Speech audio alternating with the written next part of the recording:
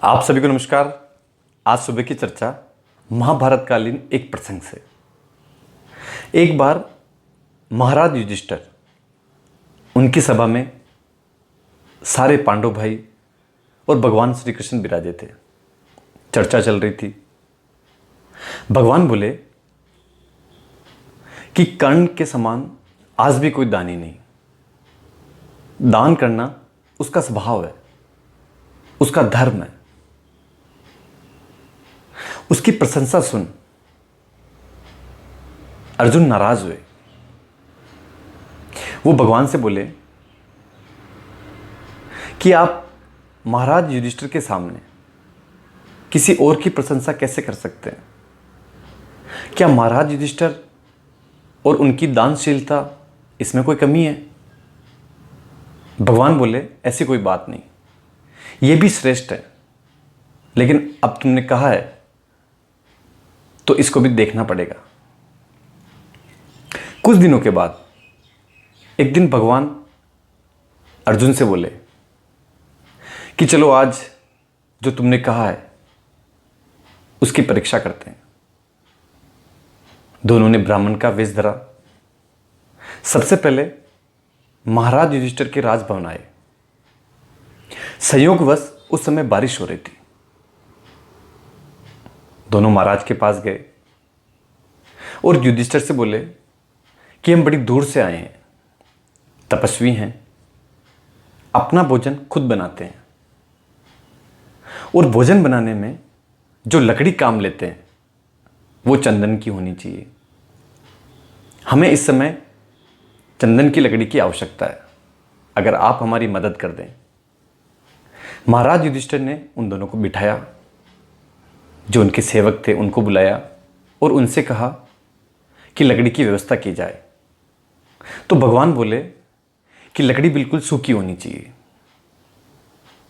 कुछ देर बाद सारे सेवक वापस आए और महाराज युधिष्ठिर से बोले कि बारिश हो रही है, कहीं भी सूखा चंदन नहीं मिला। महाराज युधिष्ठिर ने भगवान से कहा कि क्षमा करें, कुछ और इच्छा करें, जो भी आप कहेंगे वो मैं देने को तैयार हूं, लेकिन अभी बारिश की वजह से सूखा चंदन मिलना बहुत मुश्किल है। आप कुछ और कहें। भगवान ने कहा नहीं, और वो अर्जुन को लेकर वापस बाहर आ गए। अर्जुन से बोले कि चलो कहीं और चलते हैं। अर्जुन बोला, भगवान जब महाराज के पास ही लकड़ी नहीं मिली तो और कहाँ मिलेगी? चारों तरफ बारिश हो रही, कहीं कोई आसार नहीं। अगर हो सकता तो महाराज युधिष्ठिर ही उपलब्ध करा देते। भगवान बोले एक और जगह है जहां चलकर आना है। दोनों उसी वेश में महाराज कर्ण के पास पहुंचे। उनसे भी वही बात कही। कर्ण ने उन दोनों को बिठाया, अपने सेवकों को भेजा। थोड़ी देर बाद सारे सेवक वापस आए और कर्ण से बोले कि बारिश होने की वजह से सूखा चंदन मिलना बहुत मुश्किल है, सारी जगह देख लिया। कर्ण ने कहा मेरा धनुष लेकर आओ। अपने धनुष से वो उस कक्ष में लगे अपने पलंग को तोड़ने लगे और थोड़ी ही देर में उन्होंने लकड़ियों का ढेर कर दिया और भगवान से बोले, ब्राह्मण देवता, आपको जितनी लकड़ियां चाहिए आप यहां से ले जाएं। भगवान ने कर्ण से कहा, लेकिन आपने हमारे लिए अपना कीमती पलंग क्यों तोड़ा? कर्ण बोले कि मेरे जीवन में मेरे घर से कोई याचक खाली हाथ चला जाए, यह मैं नहीं देख सकता। जितनी मेरी सामर्थ्य है उतना मैं सभी की मदद करता हूं। पलंग तो फिर बन जाएगा, लेकिन इस समय आपकी जो मदद करनी है वो ज्यादा जरूरी है। कर्ण ने उनको प्रणाम किया। भगवान ने उनको आशीर्वाद दिया और बाहर आए। अर्जुन से बोले, देखा पार्थ, जो पांडवों का राजभवन है वहां भी सभी चीजें हैं और सभी चीजें चंदन की लकड़ी की है। लेकिन जो देने का भाव है, जो देने का स्वभाव है, वो कर्ण का है। महाराज युधिष्ठिर हमेशा धर्म में रहते हैं, धर्म उनका स्वभाव है। चीजें अगर देनी हो तो कहीं से भी उपलब्ध हो सकती है, कहीं से भी मिल सकती है, लेकिन वो व्यक्ति का स्वभाव होना चाहिए। मैं ये नहीं कहता कि पांडव दान देने में पीछे हैं, लेकिन दान उनका स्वभाव नहीं, ये सिर्फ महाराज कर्ण का स्वभाव है। जब कौरव और पांडवों के बीच युद्ध हुआ, राजा कर्ण घायल हो गए, मरणासन थे, तो भगवान ने अर्जुन से कहा कि चलो पार्थ, एक बार इस दुनिया के जो दानी हैं उनके दर्शन कर लेते हैं, अंतिम बार तुम थोड़ी दूर खड़े रहना। अर्जुन को लेकर भगवान युद्ध के मैदान में गए। शाम हो रही थी, चारों तरफ घायल अवस्था में सैनिक पड़े हुए थे। भगवान ने आवाज लगाई, महाराज कर्ण, महाराज कर्ण। तो एकदम उन घायलों में से राजा कर्ण ने धीरे से आवाज निकाली, मैं यहां हूं। भगवान ने कहा कि हम बड़ी दूर से आए हैं, ब्राह्मण हैं, कुछ मिल जाता, बड़ा नाम सुना है आपका। कर्ण ने कहा, इस समय मैं आपकी क्या मदद कर सकता हूं? आप मेरे महल जाइए, वहां आपको सब कुछ मिल जाएगा। भगवान बोले कि कहां ब्राह्मण को इधर उधर घुमा रहे हो, नहीं देना है तो साफ मना करो। कर्ण ने कहा, ठहरो, आप मेरे पास आओ, मेरे दांतों में स्वर्ण लगा हुआ है, आप इसे तोड़ के अपने साथ ले जाएं। भगवान बोले, ब्राह्मण से ऐसा काम करा रहे हो? ये कभी नहीं हो सकता। कर्ण बोले, आप रुकें। बड़ी मुश्किल से पास में रखे एक पत्थर से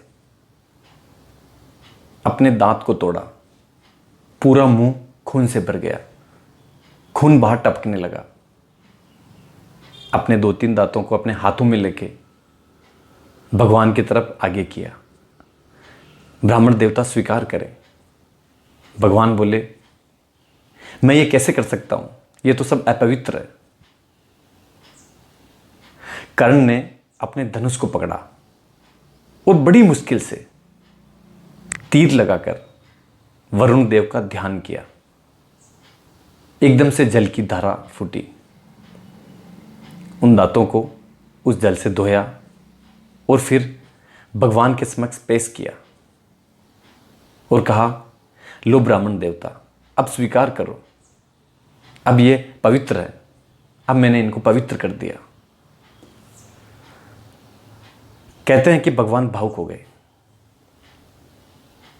वो उसी समय अपने असली रूप में आए और कर्ण से कहा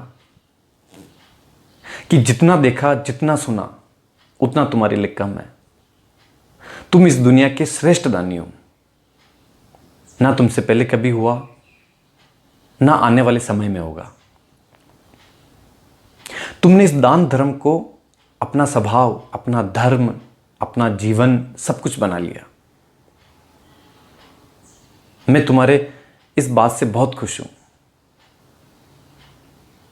कहते हैं कि उसी समय राजा कर्ण ने भगवान की गोद में अपनी देह त्यागी।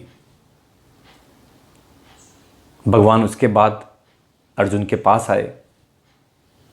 अर्जुन ने कहा, केशव, मुझे माफ करो, तुमने सही कहा था, इस दुनिया में महाराज कर्ण के समान कोई दानी नहीं।